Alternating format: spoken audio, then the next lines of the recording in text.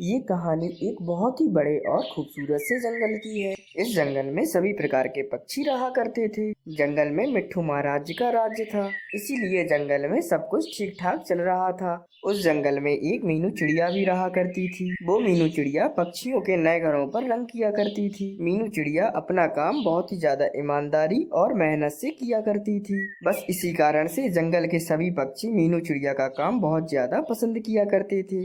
उसी जंगल में मीनू चिड़िया का देख के ही एक कालू कौवे ने भी रंग करने का काम शुरू किया था। लेकिन कालू कौवा अपना काम बिल्कुल भी ईमानदारी से नहीं करता था। बस इसी वजह से कोई भी पक्षी उसका काम पसंद नहीं करता था। लेकिन कालू कौवा मीनू चिड़िया को बिल्कुल भी पसंद नहीं करता था, क्योंकि वो हमेशा यही सोचता था कि उसका काम मीनू चिड़िया की वजह से नहीं चल रहा है। फिर एक दिन अब जंगल के मिट्ठू महाराज जंगल के सभी पक्षियों को अपने पास बुलवा लेते हैं। अरे आइए आइए पक्षियों, आप सभी लोगों का यहाँ पर आने का बहुत बहुत धन्यवाद। अरे पर महाराज अब ये तो बताइए, आपने हम सबको यहाँ पर बुलवाया क्यों है? अरे महाराज, सब खैरियत तो है ना? कोई परेशानी वाली बात तो नहीं है?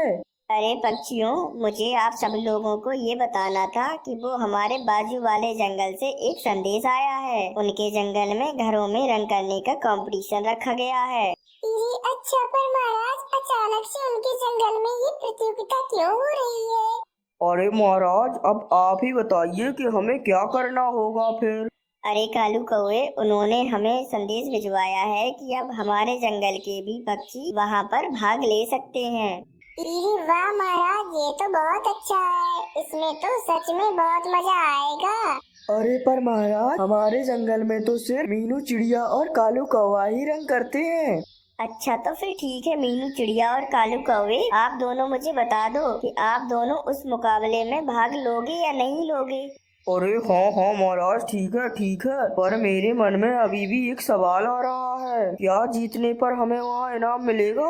अरे लेकिन महाराज, अगर वहाँ कोई इनाम भी नहीं मिलेगा तो अभी मैं मुकाबले में भाग लूंगी। आखिर ये हमारे जंगल की इज्जत का सवाल है। अरे नहीं कालू कौवे, ऐसी कोई बात नहीं है। वहाँ पर कोई भी इनाम नहीं मिलेगा, पर हाँ, रंग करने वालों के लिए एक अच्छी खुशखबरी है। जो भी पक्षी अच्छा रंग करेगा, जंगल के सभी पक्षी हमेशा उससे ही रंग करवाया करेंगे।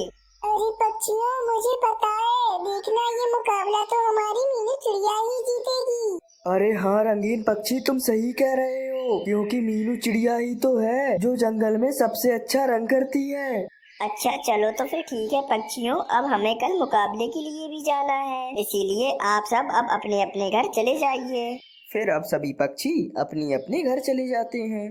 कालू कौवा अपने घर पर बैठा सोच रहा होता है, अगर मैं ये मुकाबला जीत जाऊं तो जंगल के सभी पक्षी मुझसे ही रंग करवाया करेंगे, और ऐसे तो अब मैं बहुत ही जल्दी अमीर हो सकता हूँ। अब मेरे को कल जैसे ही पता चलेगा कि मीनू चिड़िया किस जगह पर रंग कर रही है, तो मैं फौरन बादल भैया को जाकर कहूँगा कि उस जगह पर आग लग गई है। फिर बादल भैया वहाँ पर आकर बारिश कर देंगे, क्योंकि मुझे पता है मीनू चिड़िया मुझसे अच्छा रंग करती है। अब मुझे अपनी चालबाजियों से ही मीनू चिड़िया को हराना होगा। बस फिर अब अगले दिन सभी पक्षी दूसरे जंगल में आ जाते हैं। अरे पक्षियों, आप सभी का हमारे जंगल में स्वागत है। अरे उल्लू महाराज, अब आप हमें जगह बता दीजिए कि हमें कहाँ पर रंग करना है, ताकि हम आराम से अपना रंग कर सकें। अरे हाँ हाँ महाराज जी, जल्दी से बता दीजिए कहाँ पर रंग करना है। बस फिर थोड़ी देर में बे उल्लू महाराज मीनू चिड़िया और कालू कौवे को एक एक घर दे देते हैं। ये लीजिए पक्षियों, अब आप लोगों को इन घरों में रंग करना है। बस फिर अब ऐसे ही कालू कौवे को मीनू चिड़िया की रंग करने की जगह पता चल जाती है। बस फिर वो बादल भैया के पास आ जाता है। अरे क्या हुआ कालू कौवे, तुम इधर मेरे पास क्यों आए हो? कोई परेशानी है क्या? अरे वो बादल भैया, मैं आपको ये खबर देने के लिए आया हूँ। वो जो हमारे दूसरे बारे जंगल के उधर महल है, वहाँ पर पास ही में आग लग जाएगी, इसीलिए आप थोड़ी देर में वहाँ आ जाइएगा बारिश करने के लिए। अच्छा ठीक है कालू कौवे, मेरा तो काम ही है आग को बुझाना। अभी मैं अपने और बादल साथियों के साथ आग बुझाने के लिए आता हूँ।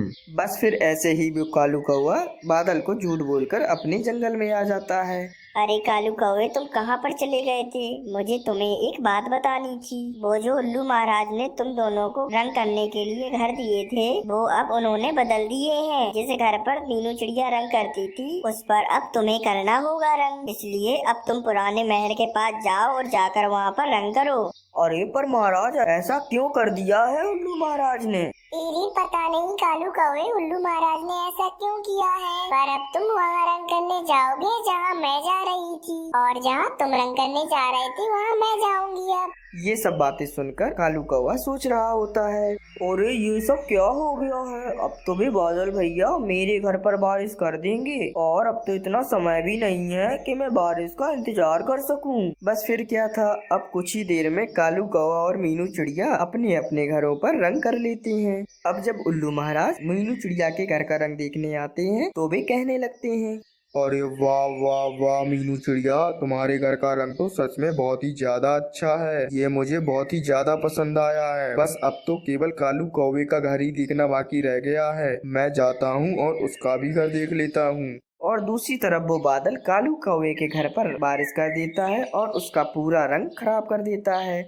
अरे ये सब क्या हो गया है? ये बारिश की वजह से तो सब कुछ खराब हो गया है। मेरे पूरे घर का रंग बिगड़ चुका है, और अब तो उल्लू महाराज भी आते होंगे। थोड़ी देर बाद सभी पक्षी और उल्लू महाराज भी वहाँ पर आ जाते हैं।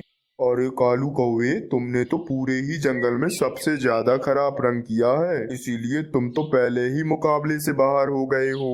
तो फिर उल्लू महाराज जी, अब आप ही बता दीजिए कि ये मुकाबला जीता कौन है?